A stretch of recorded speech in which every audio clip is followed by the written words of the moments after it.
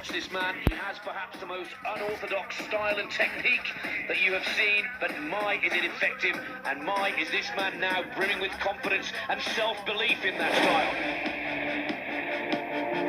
We thought we'd introduce you to Bode Miller. Arms are behind him. That's that typical Bode technique.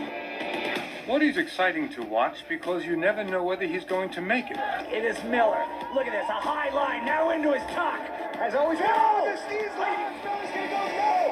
He is up, Bode Miller, like Lazarus. Holy, look, this pole right there. It takes so much more energy to ski a course with only one pole. You know, he is a master of releasing the turn, getting on the tail. Holy crow, a course worker has just slid right in front of him. I've never seen that before.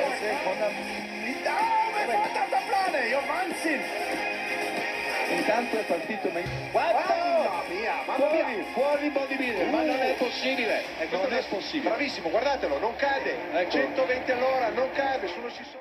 Hi there, listener, and welcome to episode 189 of the Ski Podcast. This is a special episode. I've been lucky enough to interview lots of famous athletes from the world of snow sports before, but Bode Miller is a legend. In this interview, we discuss everything from his origins, his rise to the US team, his unconventional approach to travel. He lived in an RV for a long time, and to training. The highs of his career, which include World Cup wins and Olympic medals, and the lows. Finally, we discuss in detail his new brand, Peak Skis. Bode's clearly brought all of his experience to this particular range, and it was a real pleasure to speak with him. Bode Miller is one of the world's best ski racers of all time. I found it fascinating talking to him, and I'm sure you'll enjoy listening to our conversation too. Well, I'm very excited to be joined today by Bode Miller. Described in various places as, well, the most successful male alpine ski racer of all time, a word I've come across before, the winningest alpine racer. Hi, Bode, great to have you on the podcast. Yeah, thank you for having me. Can I ask you, whereabouts are you just now? We're in Schladming right now. Just getting ready to pack up and head over to Solden today. Great, okay, and that's for the first World Cup event of the season. Yeah, yep. We have a bunch of press events, and then we'll catch the World Cup on Saturday, Sunday. Yeah, well, the reason we're talking, obviously, is the press events you mentioned for Peak Skis, and we're going to come on to those. These are new skis that you've developed yourself. I introduced it at the beginning there as the winningest American alpine ski racer of all time. Should probably mention for the listener, if they're not so informed, that you are an Olympic and World Championship gold medalist, two-time overall World Cup champion, and one of only 5 men to have won World Cup events in 5 disciplines, along with names like Mark Girardelli, Permin Zurbriggen, who I've been lucky enough to interview before, Kjetil-André Aamodt, and Gunther Marder. So what a background you bring to this. I did actually have a chat with a couple of our ski racers from the UK side of things, Graham Bell and Chemmy Alcott, who have presented Ski Sunday for many years. I asked them what they thought of you. Graham said to me, he's a free thinker and a loose cannon. And Chemmy said Bode is unique. He's an icon because he doesn't fit any mould. And I think, hopefully, we'll find out over the course of this podcast why that's true and how that brings itself into your new skis, Peak Skis, as well. I wondered, though, Bode, if I could just take you back to your origins. You're from New Hampshire, that's right, and you were first skiing on Cannon Mountain ski area. What's that like? Yeah, I mean, it's a typical small East Coast ski resort, so pretty steep. You know, not a lot of vertical. It's about 2,200 vertical from top to bottom.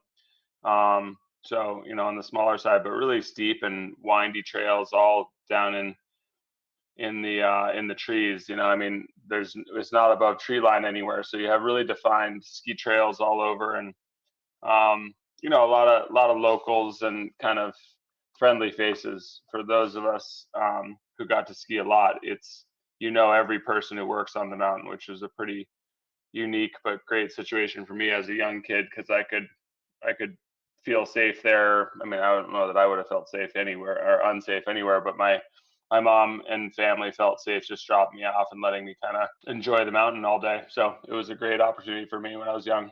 Yeah, and just to discover it for yourself, because I would say that your upbringing would be unconventional by most people's standards. You're living in a log cabin with no electricity or indoor plumbing. I guess what these days people would call as being off grid. Yeah, exactly. And so to get to Cannon Mountain or to get to school, I read somewhere that you had to take a 6 mile snowmobile trek and then hitchhike to school about 18 miles. Is that right? Well, that was when I was at Carrabasset Valley Academy in Maine, my freshman year and the winter of my sophomore year.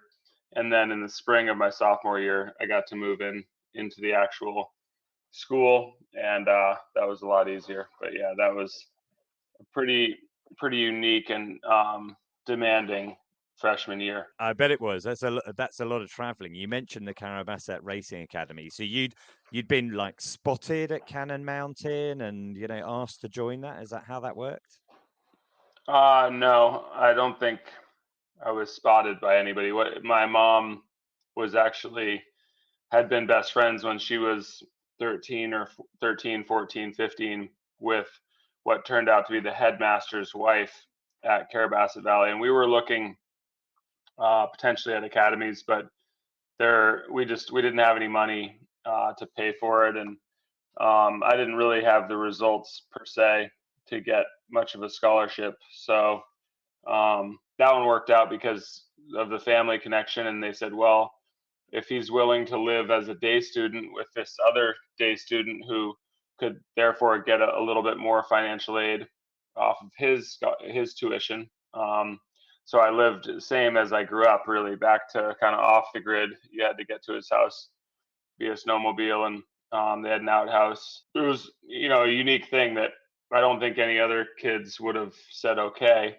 because it would have just been such a departure from their norm. But for me, it was, it was back to my norm. So even though it was really challenging, and to try to, I was only 15 years old, I was snowmobiling through Maine in the dark, because it's dark there. You're leaving at, before 5 in the morning to start that snowmobile ride, and it's pretty cold in Maine, and a lot of windy trails through the woods and across the river, to then hitchhike up with workers or employees up the, from Kingfield, which the trip from Kingfield up to CVA is no joke. So it was a unique kind of opportunity that kind of only fit me, call it that. That's a pretty, evidently you're pretty dedicated.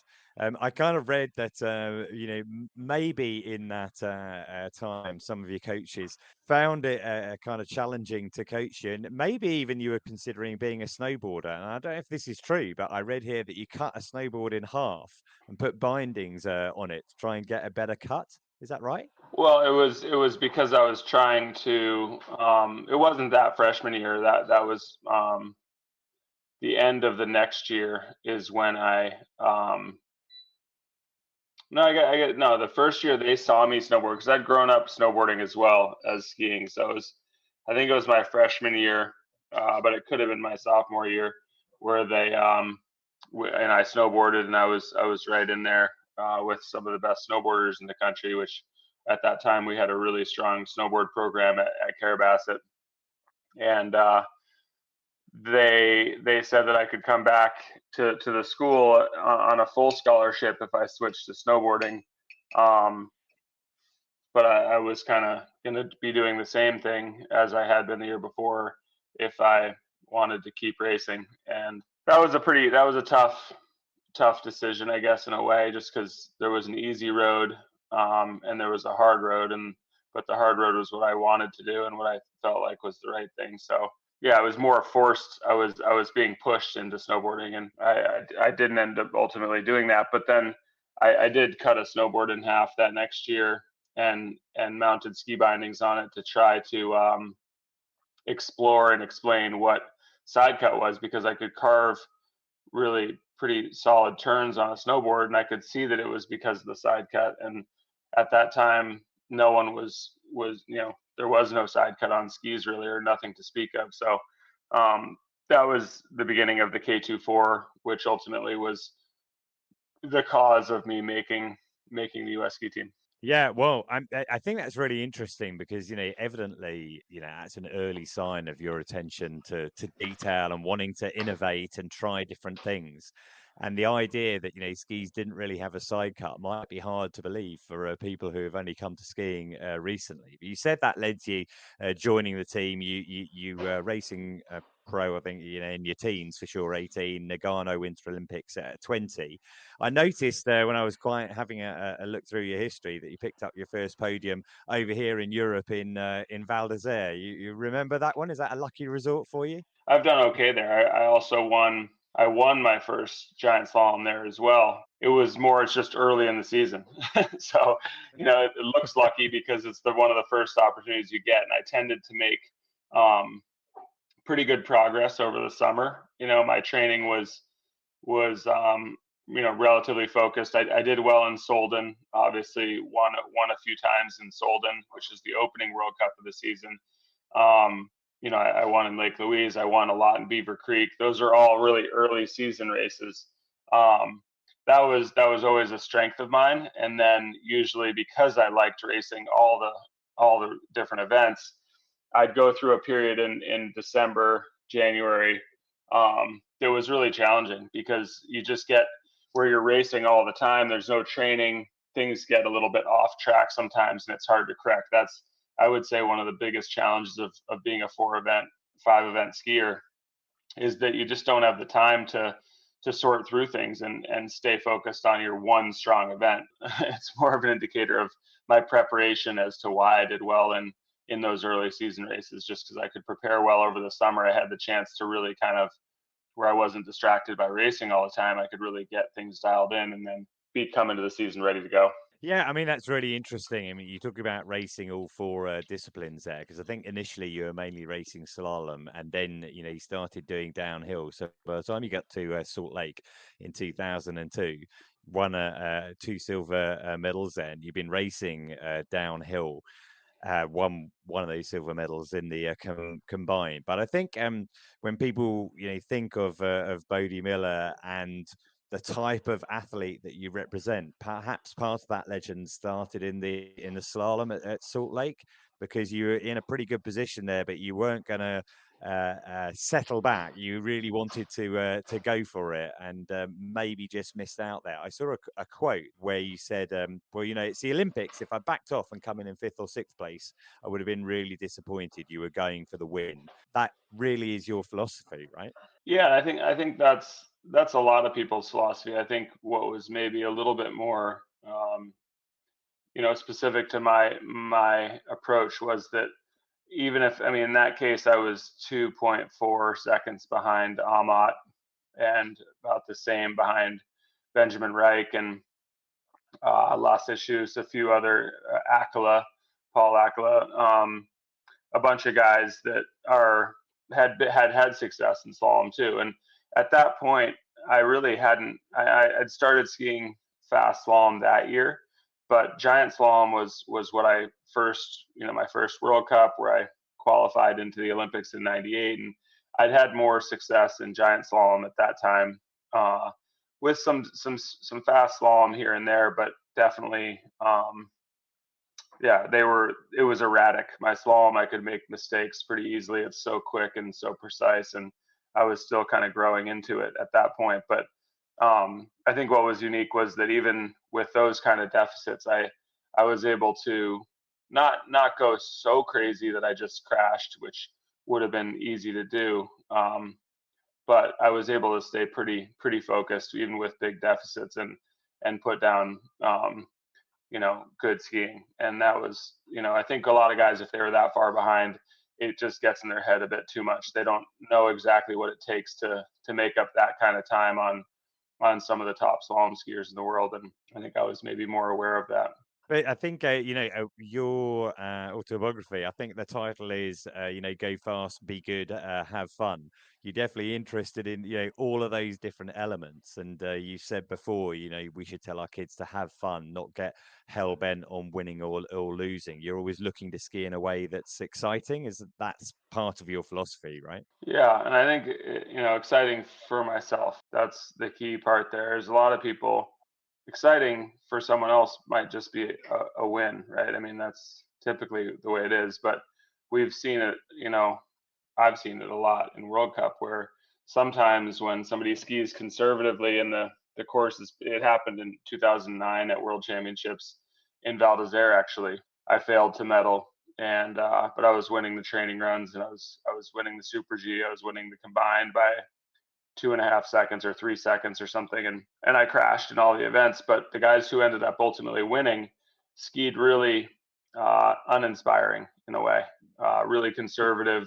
The conditions were really tough. Like, you can't blame them because the conditions were really tough. And if you did try to ski hard, there was a high likelihood that you crashed. As people were losing skis in Super G, which is not that common, without crashing, just hitting holes and big bumps and losing skis. And that was more personal for me. I needed to ski in a way that I was excited about. And we mentioned, or I mentioned before, that you've had, like, let's say, an unconventional approach. Certainly your attitude to racing may be a bit different, but I was really interested to ask you about living in the RV, which you did, I think, on the circuit for a lot of the time. I've spent quite a lot of time traveling in a motorhome, as we call them over here. And in fact, I recently interviewed Mia Brooks, who's a British snowboarder, quite young, but her parents took her out in a motorhome. They lived in Lax all through the winter. Probably, though, a bit different from the motorhomes or the RVs you were in. I'm guessing they were kind of pretty big, pretty well equipped.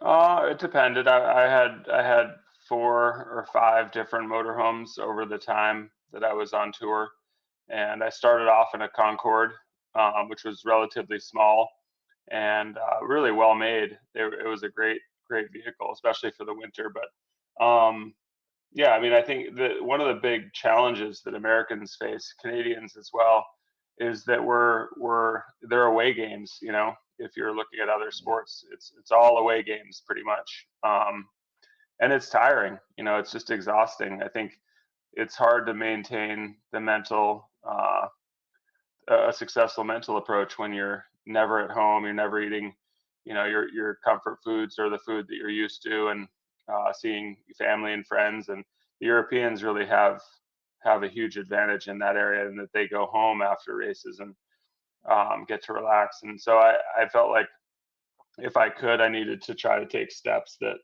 would make that a little bit less of a negative impact on me, and that's where the motorhome came in. Yeah, and you get to stay in the same place, sleep in the same bed every night, rather than moving from one hotel to the next. You mentioned the Concorde that you had, but I think I read somewhere that one of the vehicles you had was like 9 meters long. Now, the one that I have had and drove was 7 meters, and that felt pretty long. But it wasn't you driving it. You had a pal of yours from home. Yeah, I had a different friends. Mostly, I had a childhood friend driving, and then towards the end, a different coach drove the Prevost, which was it was 42 feet. That was the longest we got at the very end. But yeah, like I said, I had several different ones. I had fifth wheels that I shipped over from Europe when I went independent with my own team, because I needed to house my coaches and serviceman and stuff like that. So it was yeah, I was always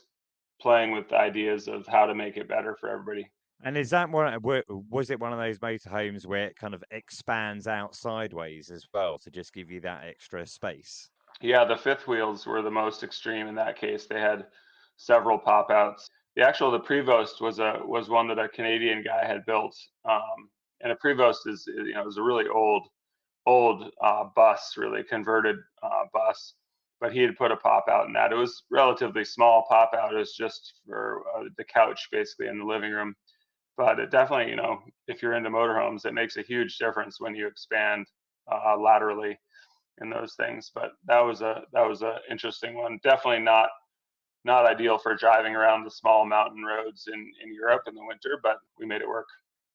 Yeah, I can imagine that. Like, in my experience, driving in and out of campsites and narrow turnings can always be a bit of a challenge when you're in a long vehicle. But I guess you probably had a few adventures there. You mentioned how typically you started the seasons very well because your pre-season training had been strong.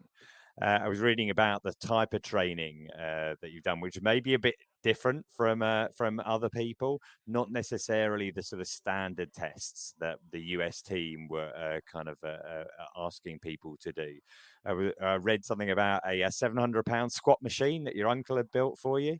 I wasn't naturally built to be a ski racer. Maybe I could have been a slalom skier, but even giant slalom, the physical demands were a bit outside what my body was really designed for. So I had to work pretty hard to build the physical attributes to allow me to be successful. And that was a long process, and nothing in that space happens quickly. So yeah, the eccentric machine, it wasn't 700 pounds specifically. It just, you could load it up as much as you wanted, and it would essentially spot you. It would lift the weight up for you, and then you could hold the weight as free weight on the way down. And that was, I think, a critical piece. I think in hindsight, obviously there was other approaches that we could have taken, but things that weren't invented yet or weren't understood yet. But that was a huge part of my early success in my career, was being able to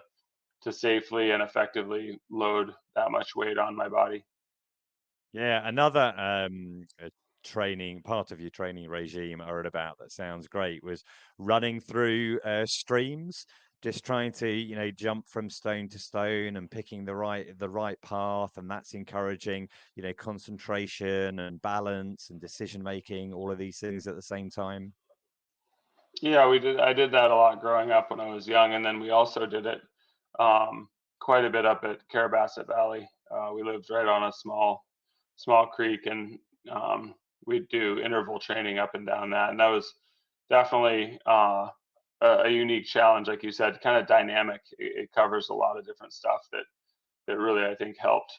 And you mentioned that this type of training was slightly different from everything else. I mean, with the US team, that they had some standard tests, maybe you felt that they weren't necessarily measuring the right things? Yeah, I think their training methodology wasn't, it wasn't that it was bad. It just wasn't directly correlating to ski racing and ski racing results. I think they were taking bits and pieces from all different sports, dryland programs and training programs. So that makes sense, right? We didn't have a super developed, proven methodology of how to get our racers ready to win World Cups. I mean, we weren't winning World Cups, so they just thought we'll get them real strong, and there was a logic behind it. It's not to criticize that. It's just, it wasn't correlating to results. And when I started to do well in World Cup, you could see that I was a bit different than the other guys, the way that I trained, but certainly my physical attributes were also different. I didn't do well in our physical testing, and yet then I was able to go out and win World Cups. So that was, I think, where that comes from. Is just, I was more of a logical person, and I said, look, if I'm able to do these things in training and win races, then, but I do poorly on our physical evaluation sort of criteria, then maybe it's time to take a look at that. So it wasn't that they were resistant to it. I just think there wasn't a template, and the stuff that I was doing was pretty unique. So it was hard for them to get their heads wrapped around how to replicate what I was doing. And it must be also a different challenge. There are not very few athletes, alpine racers, who are taking on all four disciplines. You've got to balance that demand for strength that you need for downhill with maybe a bit more flexibility and balance that you need for slalom, for example. It wasn't even super specific at that time. I mean, I covered, like you said, the running on rocks in the trees and agility, single leg, lots of different single leg agility things to make sure that you could spot if there was imbalances laterally. Skiing, you're facing straight down the hill, so if you had imbalances side to side with a weaker leg or a less precise leg or anything really throughout your whole body, it would show up typically in a race. So for me, I was starting with the things that were the most obvious, and I'd work on those. I needed more muscular endurance and anaerobic ability to make it successfully to the finish line. That was kind of the first thing. And then I needed specific power for low positions in downhill super G, but even giant slalom and slalom, you still find yourself in really low positions sometimes with your knees really bent, and that with long legs, and I was pretty skinny, that was clear that that was a weakness of mine. And anyone who skis can tell you that balance is really instrumental to not crashing, right? You need to have that, and when you're racing, it's more extreme, even just because you're so dictated as to where you go and how you make it around the gates. So I just took it kind of logically of what the most obvious things were first, and then as I got more physically developed and stronger, and it became obvious that I had to move, continue to work on the most important obvious things, but I could move down to more sport specific or event specific elements. I think evidently from the physical side of things, there's a lot of challenges there, and you need to be in peak condition. But one of the things that I think people understand about professional athletes at the elite level is that the mental side of things is a huge part of that as well. And moving on to your third Olympics, Turin in 2006. In the lead up to that, there was an interview with the program 60 Minutes, where I think you said during that interview, you'd won the World Cup the day before, and then you skied the next day when you were, probably still under the influence or wasted, and that kind of created a lot of negativity around you at that time. Did that put a bit of extra pressure on you through those Olympics? No, I mean, I think for me, it was always the same. I mean, whatever the media said or fans said, I don't think that necessarily has much impact. I mean, but it doesn't change the pressure. It doesn't change the expectation, or it doesn't change the reality of that moment. It's just a perception for fans or media themselves. I think, I hadn't won a race in 06. So I started the 04-05 season really successful, winning a bunch early season. And then I didn't win a race the whole middle of the season for 20 something different races. I didn't win. And then won a Super G, tied with Darren at World Cup finals, and won the overall, which was what sort of set everything up.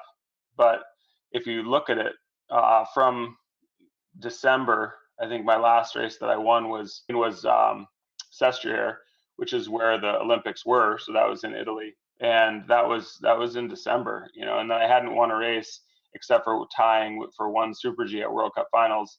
And then the beginning of the next season, I didn't win any races all the way up till the Olympics. So that's 50, 55, something like that, races in a row without a win going into an Olympics. Anyone, I think, with knowledge of the sport would have adjusted their expectations at that point. But because media doesn't really care about reality, they just want to sell magazines, and then they hadn't adjusted, and so I came in there and I raced well. I mean, I won the combined downhill by a second on the same track as the downhill the day before, where I was fifth. And it's not like I was far off. I was fifth and sixth. I hit a big rock in the giant slalom, and a lot of guys were hitting rocks. There was a lot of wind there, and there was small rocks being blown into the course, and those are just variables that we deal with all the time. But when it's an Olympics and everything's riding on that one moment, it can be pretty, it's a frustrating sport.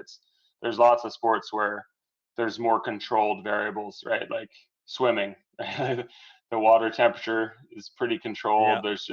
There's not a whole lot of stuff that can go sideways that's out of your control. And in skiing, it's on the other end of the spectrum, where there's a huge amount of things that are out of your control, and that can be tough to deal with at times. But it was, like I said, it wasn't, I think, as big of a face plant as you would expect if you were just reading the media, because the reality was that I hadn't won a race in 50 something World Cup races, which was at that time my longest streak of my career without winning. So it was disappointing. And as I said, I was winning the combined by a couple seconds, and then was disqualified in the slalom portion. So it was closer, I think, also to being a successful Olympics than they portrayed in the media. I think they just kind of they wanted that specific story, and I played right into their hands, and I made plenty of mistakes on my own with the way that I spoke about it. But it's also, it was the nature of my career that I would go through points where I wasn't winning. That was just the way it was sometimes. Yeah, well, I guess I am part of the media, but I know that they like a narrative, and even back in 2006, we think about people piling on through social media these days, but people were piling on at that time. You said you went through a run without winning many races, but the expression "form is temporary, class is permanent" is there for a reason. And as time passed, I know you left the US team for a while. You skied as an independent, but you were back as World Cup champion again in 2008. Back in the US team 2009, and by 2010, back at the Olympics representing the States again and winning medals and becoming the first American to win an Olympic medal in downhill, I think, since Tommy Moe in 1994. Did it kind of feel like you were giving everyone who criticized you something to think about when you were doing that? Did it make you extra determined? No, no, as I said, I think if you were ever focused on that, you probably were doing less than you ultimately could. It's not a positive distraction in any way. I don't think the media ends up being um, that I've seen. I've never seen it be a positive impact on a racer. It's just a matter of how negative it is. Sometimes it's only a little bit negative. Sometimes it can be, um, you know, more significant. But no, I think it was just you know breaking away from the team and winning my second overall championship was really important. Running my own team, having my own coaches, and being able to win an overall. I was, obviously the only American to have done that since the Mayer brothers on the men's side, and that was a huge sort of focused effort there, and committing my own money to it, paying for my own way, and um, that was probably the most specifically result oriented season that I'd had. And I had a broken ankle the whole year. I broke my ankle in Beaver Creek and raced with it broken the whole year. But that was something where we'd had the money committed, and it was I was not willing to take anything that I could have managed better for granted. So going into 2010, I was ready to sort of carry that forward. Certainly, the Olympics in North America is unique as well. I knew the area, and it was an Olympics that was particularly well suited to an experienced athlete. We had lots of delays. There was significant weather impacts. There was a lot of variables.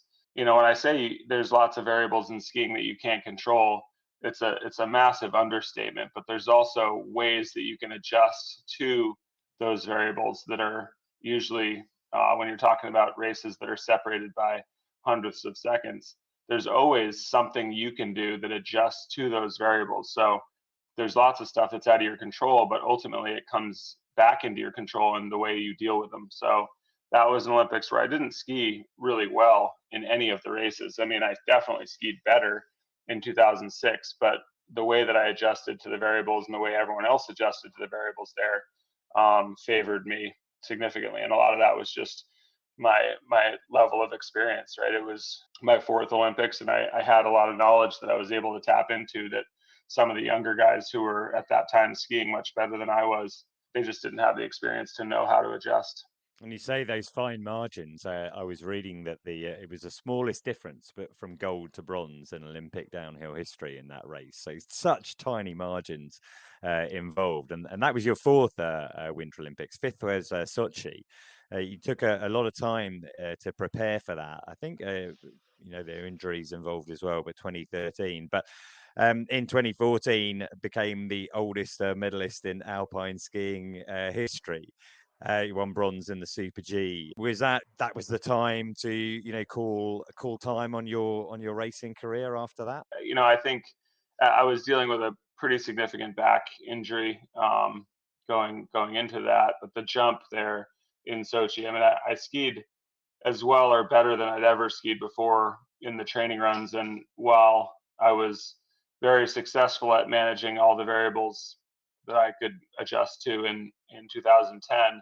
In 2014, it warmed up a lot. I mean, Sochi's a relatively southern located resort for an Olympics, a Winter Olympics, and in the beginning in the training runs, I was winning those training runs by by huge margins in some cases, and was confident going into it. But the way it warmed up, it was made it really difficult to choose the right equipment. You kind of had to pick whether you were going to try to choose equipment that worked well on the top of the course or the bottom. And ultimately, I didn't make the right choices there in hindsight, and didn't medal in the downhill, but pulled off a kind of a mediocre run in Super G, a couple pretty big mistakes. But you know, it was at the end of that, the downhill there had one jump. There was really a huge jump, massive vertical distance, and you know, 75, 80 meters, and hitting that in the training runs, everybody's backs were feeling it. And mine, having already gone through, you know, whatever it was, 400 and something World Cup races at that point, it definitely did some serious damage. And I had to have back surgery that next year, and came back and raced the World Championships. And I was happy with the way I was skiing still. I definitely had the speed to win races, certainly. Considering my results, I really wasn't winning a lot of races at that time, but I was winning a lot of training runs, and still obviously had a ton of speed. But after I cut my hamstring in 2015, that's when I decided it was time. And you mentioned equipment there, Sochi. You've skied on, you know, a number of different brands over the years. I was actually reading an interview I came across. You've always been into, you know, experimentation. The Guardian wrote in 2006 that you're a skiing's mad scientist. There couldn't possibly be anyone who's thought more about what it takes to win a ski race. And I saw a quote from you saying you like to think things through, you know, look at problems. So that desire to, you know, understand how to get the best out of your skis has led towards you now creating your own skis, right? Yeah, we launched Peak Skis last year. It wasn't, I think it's important to recognize, it wasn't just for me either. I mean, you know, I was always looking to provide value to the companies that I was sponsored by. Skiing is not a lucrative sport the way that most other professional sports are, at least global, you know, pretty mainstream sports tend to be. The athletes are compensated pretty well. My wife and I were just talking about David Beckham's contract with the LA Galaxy, you know, $250 million. Well, he was pretty close to the end of his career, definitely not at the top of his sport. And in the sport of skiing, you get $250 for the same type of thing. So I was always looking to try to provide value to these companies so that I could try to make a living where I wouldn't be broke at the end of it. And I think that's important because it allowed me to look at other people's skiing as well. When I was on head, that was one of the main things I did, was build skis on the women's side, build skis for the other racers on the men's side that would attract them to switch to head. You couldn't just pay athletes to switch to a company. They needed equipment that would allow them to be successful. So, you know, that was the perfect time to be on a company like that with that type of goal, because it broadened my awareness of what it took to build skis that other people could be successful on, not just myself. And I think a lot of the skis I'd built before that were ultimately really good for other racers too, but I wasn't super focused on that. That was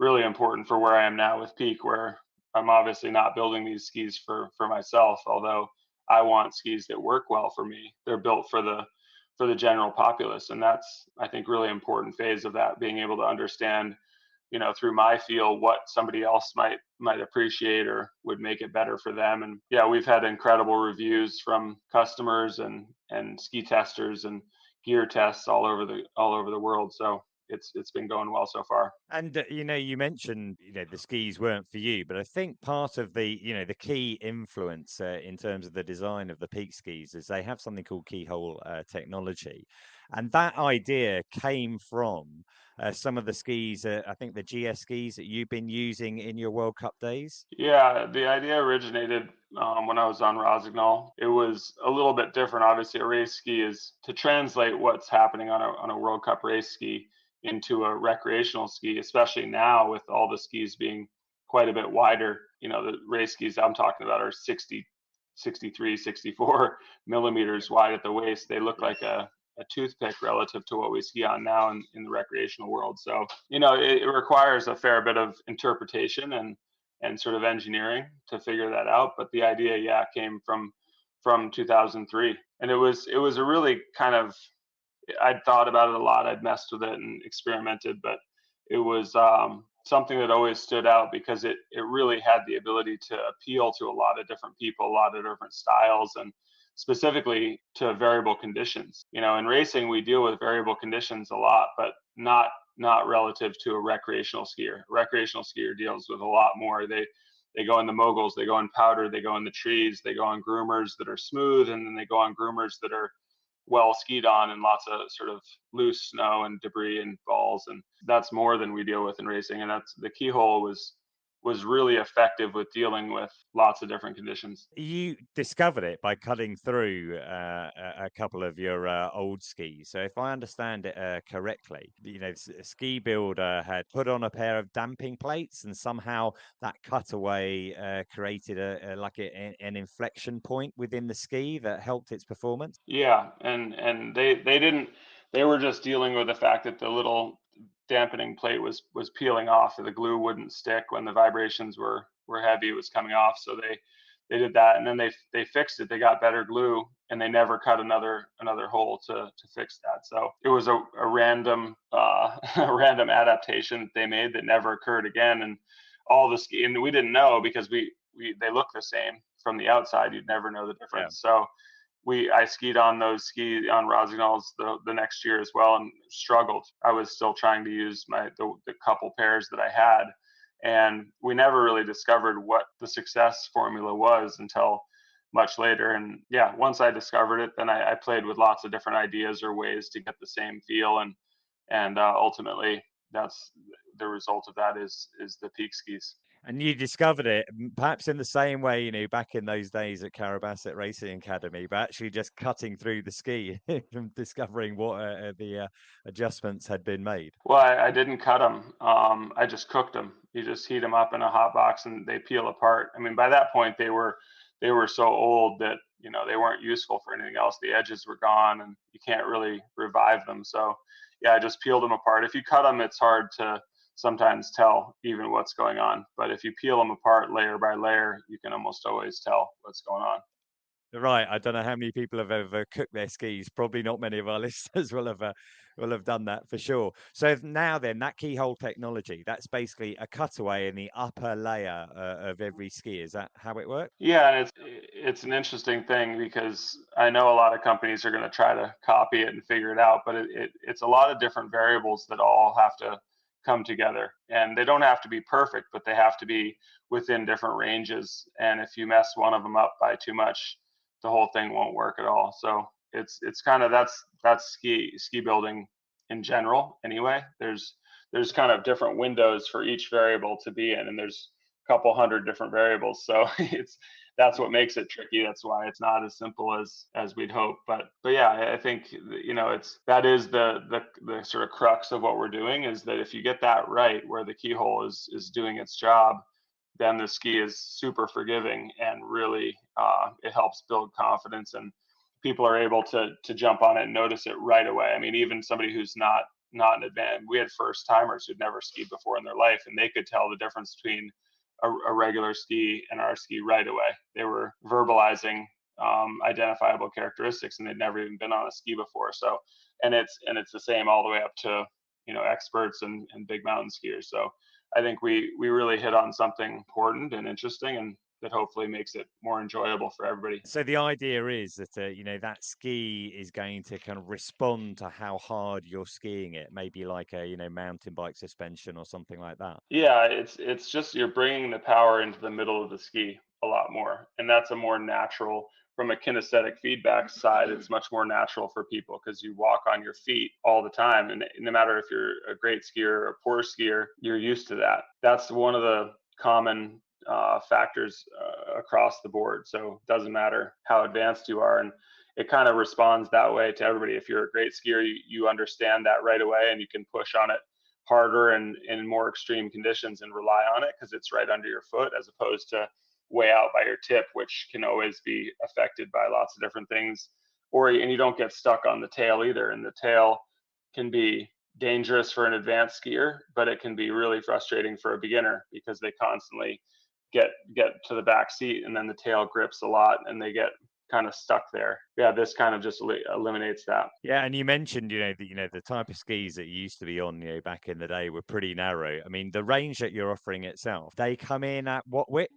The narrowest is a 78 underfoot, which would be primarily on piste, the carving ski, up to an 88, then a 98, 104, and 110. That's the waist width. Yeah, they're kind of across the span. Besides maybe a true big mountain powder ski, which would theoretically be wider than a 110. We may make the 118, which we've already tested, and it's an exceptional ski. But I think the market for a ski that wide is a bit smaller, so we have to kind of focus on what we know right now. But we may build that one as well this year, small run. And you've got side country skis as well. Yeah, the SC is the 98 and the 104, and that's just a slightly lighter version of the regular ski. And in our case, because of the keyhole and because of bringing kind of the power into the middle, it also mitigates the negative effect of cutting weight. I mean, most skis, if you try to make them even marginally, but especially significantly lighter, you tend to lose quite a bit of performance. And we've seen that in the backcountry, side country skis of the last 10 years. And that can be, I think, frustrating, where you're really forced to choose performance or weight. And in this case, because the power and everything's in the middle of the ski, cutting weight at the tip and tail doesn't really affect the performance at all. So I would say our side country, our SC skis, are basically equal, or if in some cases better performing than the regular skis, and they're quite a bit lighter. And you were experimenting with side cut again, back in those early days when you're playing with the snowboard. The skis, they obviously have a width underfoot. They have a turn radius on there as well, but you don't necessarily like to focus on that turn radius as such. Yeah, I mean, they're much narrower at the tip and tail than a typical ski is of the same waist width. So if you were to match our 104 against another ski that's also 104 under the foot or at the waist, you'd have a much narrower tip on our ski and a much narrower tail, which also reduces swing weight. So there's just less mass out there. So the ski feels a lot lighter anyway, because there's less mass out of the tip and tail. The reason is that we don't focus on it is because it really isn't a factor right now out in the marketplace. Radius is a huge factor as to how quickly the ski turns. If you have more radius, shorter side cut, then the ski turns quicker. That's just the way it is. In our case, it's just not that, because the keyhole is what's defining your radius more than anything. The relationship, the keyhole to where your binding's mounted and the weight you push on it. It becomes irrelevant. The only time that the tip and tail are, radius, if you will, but more rocker profile, early rise is doing anything is when the whole base of the ski is in the snow. So if you're in looser snow, powder, things like that, then, and the base is touching the snow, that's when that tip is really effectively changing the way you might feel the turn. And in that case, our early rise and rocker, if you were to measure that, which they haven't come up with a formula of how to measure that as cleanly as they have radius, then that rocker profile and early rise does match the keyhole sort of radius, if you will. I mean, the ski in general skis very similar to lots of skis out there, just better and more adaptable. I found it also really interesting, Bode, that you don't have like a women's range of skis. I think I read on the website there's no shrink it and pink it side of things. The skis are designed to be used by everyone, right? Yeah, I mean, I think we may end up coming out with some graphics that maybe appeal to women more. I think our graphics are I like them, but they aren't what you'd think of as a typical women's ski. But yeah, in my experience, the skis don't know whether it's a male or female that's on them. Maybe they do, and I haven't figured out how to communicate with them correctly yet. But there's women who ski incredibly powerfully and dynamic, and there's women who ski gentle, and there's men who ski both ways as well. So maybe the only, sort of relatively consistent factor is weight. Typically, women are a little bit lighter than men. It doesn't seem to make much difference with our skis because, again, all the energy and all the functionality of the ski is moved towards the center. So women are able to power it up and push on it as hard as they want, just as well as men. And one final question about the ski then. I noticed that it has another feature, or all of the skis have another feature called the locate, which is included with the skis, where you're able to track the ski down if you happen to lose it. So say you were skiing like in the backcountry, deep powder, and unfortunately you do lose a ski. It's got a really precise GPS system for tracking it down. down? Yeah, that's something that we'd talked about. I wish it happened years ago. It's not just that. I mean, if somebody takes your skis by accident, or you leave them in the rack at the bottom and there's 400 pairs of skis in there, just being able to easily locate where your skis are no matter what happens. It's a really practical application of technology into skis that hasn't really happened up to this point. So, our main goal is to make skiing more accessible, more fun, and more practical for everybody. I think that was a really nice step to put in there. Yeah, I mean, it's a great innovation. Well, the whole the sound of peak skis, clearly there's so much detail that you've thought about. I think even the packaging, has a lot of attention has been given to that as well. And one of the reasons you're over here in Europe just now is that although they've been on sale last winter, and you start selling in the States, you're looking to, expand and open it up to the European market. You're not going through retailers, you're selling it direct to people through the website. Yeah, just peakskis.com. I think, the Europeans are maybe even more accustomed to buying stuff online, direct to consumer, than the Americans are. But I think everybody's becoming more aware that it's a viable path, and you have direct communication and it's quicker. And so that peakskis.com is where you go to check them out. We have a lot of sort of videos talking through models and going into detail about what each one kind of does really well, and maybe help people make decisions, which in my opinion is much better than going into a ski shop and having some young kid try to sell you on whatever they're getting paid that week to sell you. I think the European market will respond really well to it. There's obviously a lot of avid skiers over here who ski a lot of different conditions in a given day, and I think that it actually probably applies even better to Europe than it does to the US. The fact that we tend to outperform everyone else on lots of different conditions, not just one. I'm excited to see the response. My guess is it will be very good, because in Europe, you just have a tremendous reputation, the attention that you've put into detail in terms of innovation. We've discussed it, during the course of this interview in terms of your training and looking at skis, etc., over the course of your career. I'm sure that they will be very popular. So, enjoy this weekend. I believe some new snow has fallen, so that's really good news for everyone racing there. And enjoy Solden and the rest of your time in Europe. Thanks very much for your time today, Bode. All right, I appreciate it. Well, that was fascinating. I really enjoyed chatting with Bode, and I hope you enjoyed listening to it. I've put relevant links into the show notes, so take a look there if you want to go deeper into Bode's story. I genuinely enjoy all feedback about the show, so please tell me what you thought. Just tag us on social @skipodcast or email theskipodcast@gmail.com. We've had a lot of feedback since our last episode, but I'll cover this next time. In the meantime, if you do like the podcast, there are 3 things you can do to help. Review us on Apple Podcasts or Spotify. Buy me a coffee at buymeacoffee.com/skipodcast, or book your ski hire with Intersport Rent using the code SKIPODCAST, which will save you money. Look out for the link in the show notes if you just want to make it easier. There are 189 episodes of the Ski Podcast to catch up with, and 127 we listened to in the last week. We have some great content, so it makes sense to catch up with them. Just go to theskipodcast.com and have a look around. We've covered so many different topics. You'll definitely find something of interest to you. You can follow me at Skipedia and the podcast at Ski Podcast. But for now, I'd like to thank Intersport for sponsoring the show and Bode Miller for giving me his time. Finally, listener, thank you for joining us, and until next time, goodbye.